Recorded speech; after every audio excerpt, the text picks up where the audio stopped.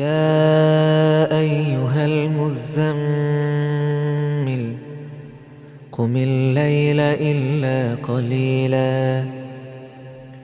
نصفه أو انقص منه قليلا أو زد عليه ورتل القرآن ترتيلا. السلام عليكم ورحمة الله وبركاته. الحمد لله رب العالمين والصلاة والسلام على رسوله الأمين وعلى آله وصحبه أجمعين. அடுத்த தன்மை அல் இஸ்திதாலா. இஸ்திதாலா என்றால் நீளமான மஹ்ரஜ் உள்ள எழுத்து. அரபுல ஒரே ஒரு எழுத்து தான் இருக்கிறது, பாத். அது என்ன நீளமான மஹ்ரஜ்? நாவினுடைய ஓரம் பாருங்க, இந்த ஓரம் முழுவதுமே மஹ்ரஜ் தான், வலது அல்லது இடது. வலம் வலம் இது நீளமான மஹ்ரஜ் உள்ள எழுத்து. இதற்கு தன்மைக்கு இஸ்திதாலா என்று அதற்கு தன்மை பெயர். அடுத்தது கல்கலா. பிரபலமாக குர்ஆனை ஓரளவு தஜ்வீதினுடைய முறையிலே ஓதுகிறவர்களுக்கு தெரிந்த ஒரு தன்மை தான் இது. சிஃபத் என்ற கேட்டகரி இந்த பிரிவிலே வரும். கல்கலா என்றால் 5 எழுத்துக்கள் இருக்கின்றன. குத்துபு, ஜட்டு, காஃபு, தா, பா, ஜீமு, தால். இந்த எழுத்துக்கள் சுக்குன் பெற்று வந்தால் அந்த எழுத்துக்களை சுக்குனை இப்படி என்ன செய்வதுன்னா தசாதும் என்று சொல்கிறார்கள் அரபியிலே, அதாவது மோத செய்வது என்று சொல்கிறார்கள். உதாரணமா ஒரு பொருளை ஒரு டேபிள் மேல நம்ம வைக்கிறோம், சத்தம் இல்லாம மெதுவாக வைத்தல் என்று ஒன்று இருக்கிறது. அதை கொண்டு போய் தூரமா போடுறதுன்னு ஒண்ணு இருக்கு. போட்டா எப்படி போய் அது சத்தத்தை உருவாக்குமோ அதுதான் கல்கலா. கல்கலாவுடைய எழுத்துக்களுக்கு சுக்குன் வைத்தால் அதை எப்படித்தான் உச்சரிக்கணும். இதை 2 பிரிவாக சொல்கிறார்கள். கல்கலத்துல் குப்ரா, கல்கலத்து சுகுரா.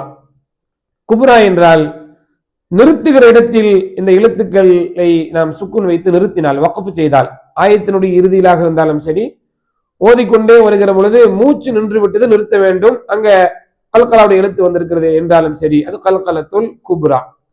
தப்பத் யதா அபீ லஹபின் வதப் வதப் என்று அதை மோதச் செய்வது, 2 சத்தங்களை உருவாக்குகிற 2 உறுப்புகளை மோதச் செய்தால் அது கல்கலாவுடைய ஓசை வந்துடும். வதப் என்று சொல்றது.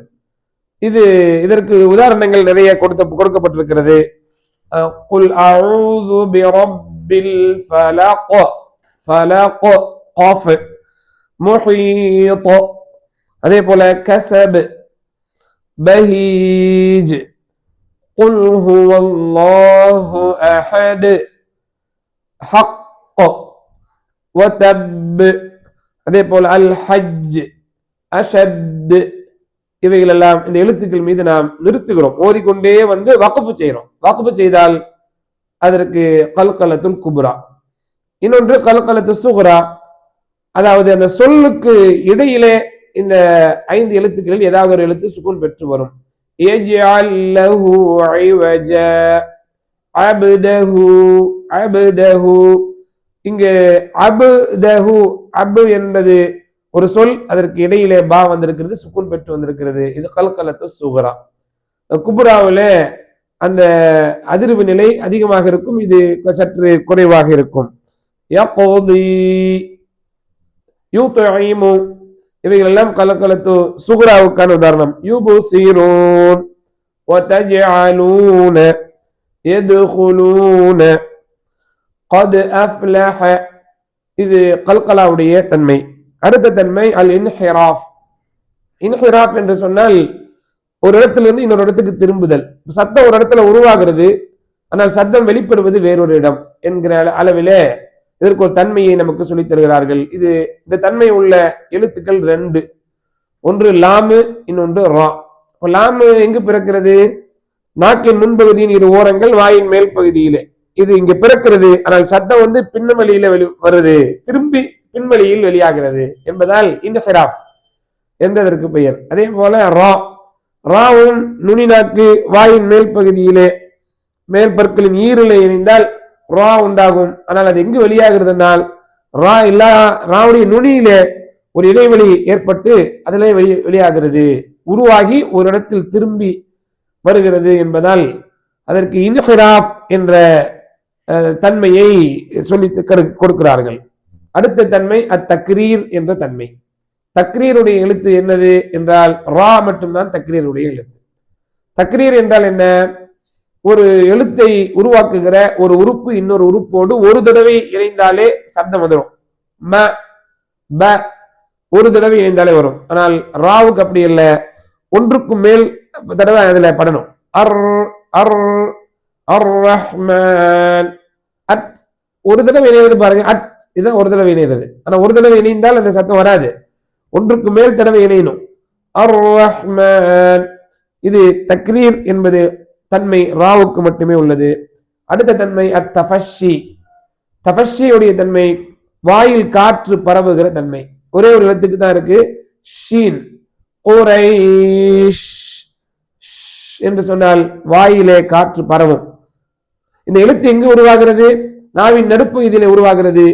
ஆனால் அந்த எழுத்தை உச்சரிக்கிற போது இந்த தன்மை வாய் நிரம்ப காற்றை உருவாக்குகிற பரவச் செய்கிற தன்மை. எனவே இது தஃபஷி உடைய தன்மை.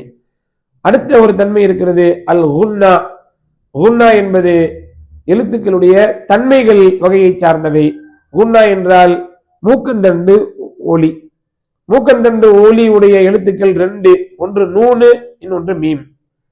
இந்த நூனும் மீமும் மகரஜ் பாதி குன்னா பாதி என்று நாம் சொல்வோம். இப்ப மீமுடைய மகரஜ் என்ன? இரு உதடுகளுடைய மேல்பரப்பில் உருவாகும், இது மகரஜ். மூக்கு அடைத்து கொண்டு மீமை சொல்ல முடியுமா? சொல்ல முடியாது. அப்போ மகரஜ் பாதி குன்னா பாதி. அப்ப குன்னா என்பது அந்த எழுத்தினுடைய தன்மை. நூனும் அப்படித்தான். நுனி நாக்கு வாயின் மேல் பகுதியில் லாமுடைய மகரஜுக்கு கீழே நூன் உருவாகும் என்று சொல்கிறோம். மூக்கை அடைத்துக் கொண்டு நூனை சொல்ல முடியுமா? முடியாது. அப்ப அங்கு மகரஜ் பாதி நூன், நூனுடைய மகரஜ் பாதி குன்னா பாதி. அப்ப குன்னா என்பது ஒரு தன்மை என்ற அளவிலே வருகிறது. அன்பர்களே, இன்றைய காணொளியில் நாம் எதிர்நிலை இல்லாத தன்மைகளை பற்றி பார்த்தோம். இப்பொழுது கொஞ்சம் யோசித்து பார்த்தால் உங்களுக்கு புரியும். எழுத்துக்களுடைய பிறப்பிடம், எழுத்துக்களுக்கு இருக்கிற தன்மைகள், இவையை ஒருவர் உள்வாங்கி ஓதினால் உள்ளபடியே அல்லாஹு தஆலா அவனுடைய கலாமை, அவனுடைய வார்த்தையை தெய்வீக ஓசையோடு ஓதுகின்ற வாய்ப்பு கிடைக்கும். அதற்கான சிறு முயற்சியில் நாம் ஈடுபட்டு கொண்டிருக்கிறோம். இதில் இணைகின்ற அனைவருக்கும் எல்லாம் வல்ல அல்லாஹு தஆலா எல்லா நற்கூலிகளையும் நிறைவாக தந்தருள்வானாக. வஸ்ஸலாமு அலைக்கும் வரஹ்மத்துல்லாஹி வபரகாத்துஹு.